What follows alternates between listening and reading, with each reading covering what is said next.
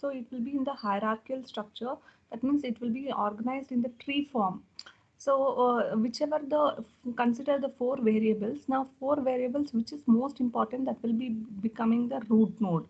And next important will be the next step. Again next node, next step, like that. Okay. So like that we are going to represent the data in the form of decision tree. Now from that we are going to get the rules out of it. For example, I think in machine learning you have studied you have I think you have studied this example. So you have temperature, that is wind, when is rainy, isn't it? Yes or no? So whether you can play a tennis or not. Prediction, you do the prediction, no? It will be in the form of tree structure. That is the first level. You'll be having the realistic thing. Okay, you consider three attributes. Okay, first whether you'll be having one rainy season and the other one is wind season. In rainy season, whether you can play the tennis or not, uh, you'll be having either two possibility, true or false. So in machine learning, you have studied this, no? We are going to predict based on the data. So it will be represented in the form of tree. So in the form of tree we can represent, from that we can derive the rules out of it, whether we can whether that today there is a sunny, so that the person can play tennis or not. So if yes or no, so you have two rules over there. If it is windy, so if it is windy, then what happens if the person may not uh, play the tennis. So that is again one more rule.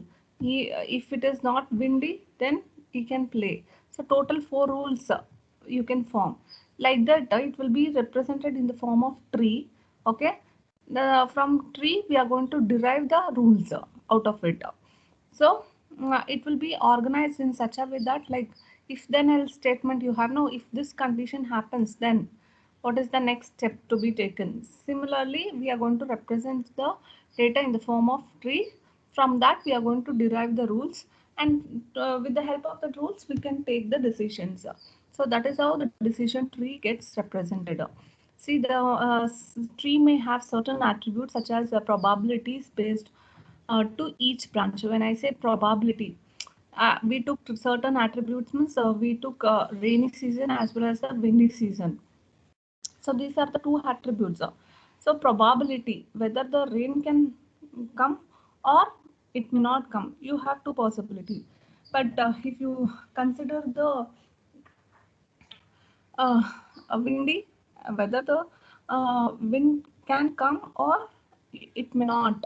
So you can play tennis or not. It's all probability. Okay, we are just deriving the rules from decision tree. Okay, your tree may have branches. That is, branches will have the different attributes. Based on that, we are going to derive the rules. Okay.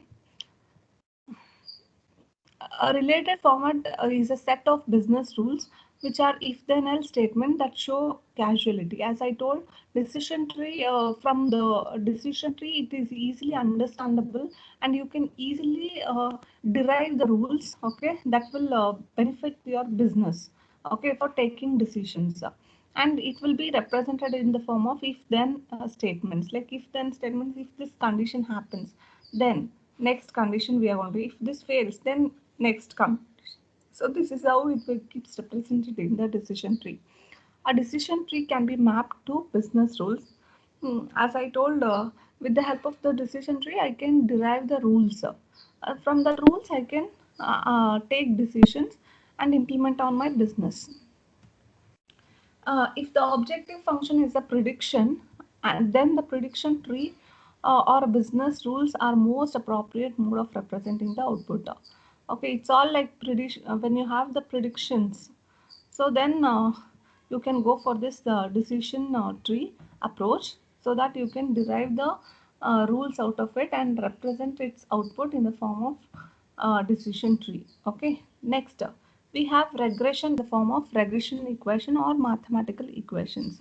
So how this equations will be represented is, you will be having for example, we'll consider that y is equal to some 0.25 into x, x plus some value.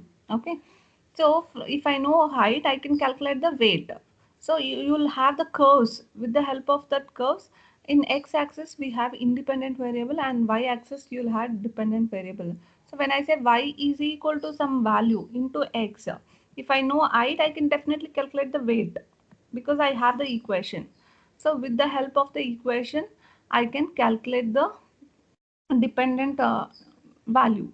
Okay, so always your regressions, data mining's output, if it is in the form of formula, it will be represented in the form of graph. So this equation may include either you can have linear curve or non-linear curve. Okay, regression equations are good way of representing the output of the classification exercise. That means whenever you have this classification, okay, that time you can go with the regression equations. Okay, when you have the classification, when you are using this classification, then we can go for the regression equation.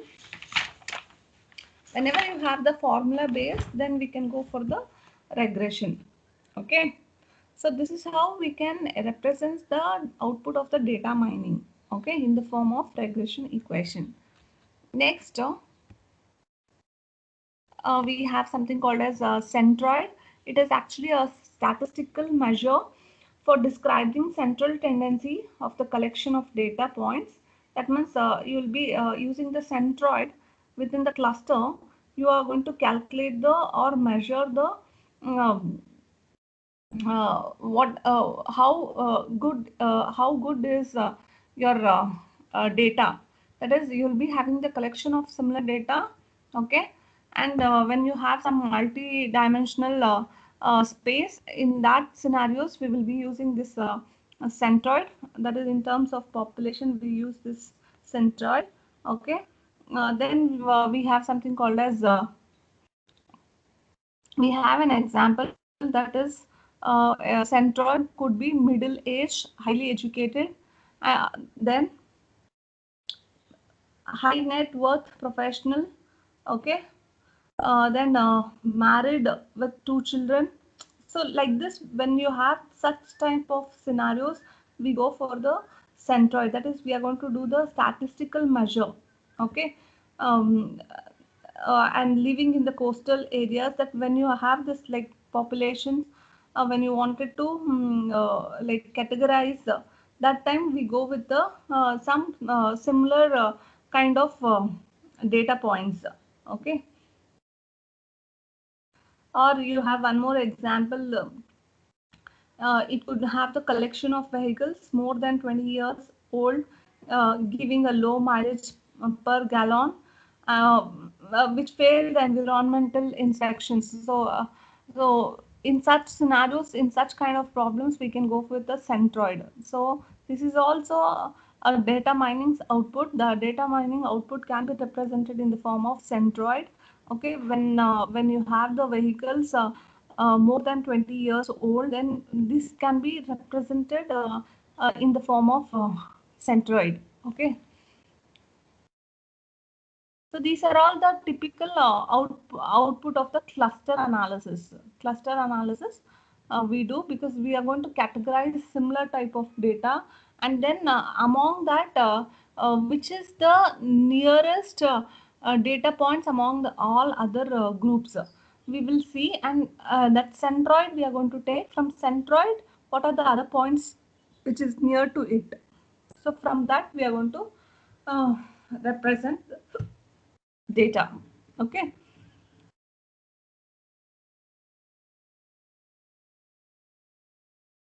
and even business rules, actually in business rules are actually a good way of representation of the output of the market basket analysis. When I say business rules, we are using market basket really analysis, means when you go with the Amazon. So we do this whenever we search for some product. Okay, that time what happens? Market basket analysis means what?